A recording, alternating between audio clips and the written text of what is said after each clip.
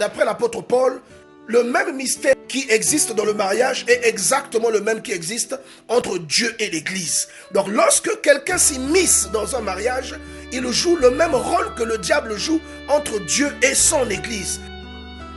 Bien-aimés dans le Seigneur, shalom. J'aimerais dire à quelqu'un ce matin, ne vous mettez jamais entre un homme et une femme. Le mariage est un plan bien ficelé et bien établi par Dieu. Ce n'est pas un hasard lorsque vous voyez un homme et une femme ensemble.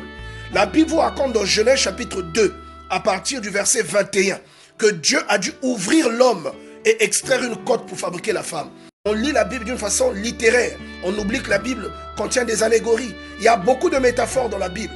Matthieu chapitre 19, ainsi, ils deviennent une seule chair. Que l'homme donc ne sépare pas ce que Dieu a joint.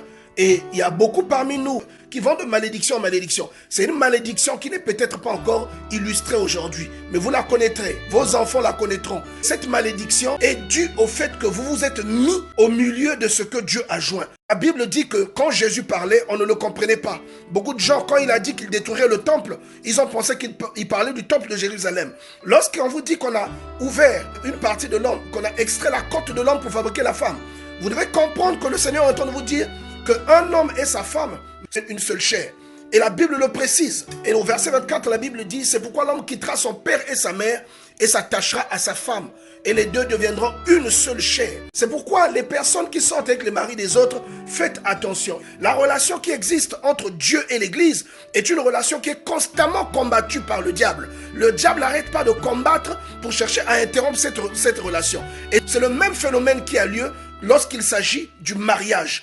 Paul vous explique que le mariage qui unit un homme et une femme est le reflet du mystère qui existe entre le Seigneur et son Église. C'est pourquoi normalement quelqu'un qui croit en Dieu, il y a des choses pour lesquelles tu seras puni plus sévèrement qu'une personne qui ne connaît pas les Écritures. À partir du verset 22, il ne part que d'analogie en analogie.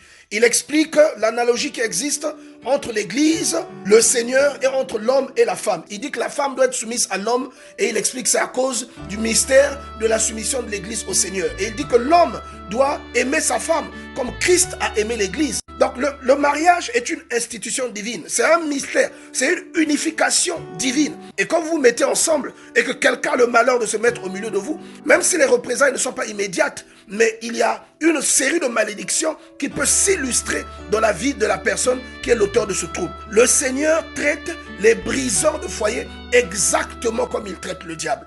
L'homme et la femme dans le mariage sont une relation entre le Seigneur et l'Église que le diable constamment essaie d'interrompre.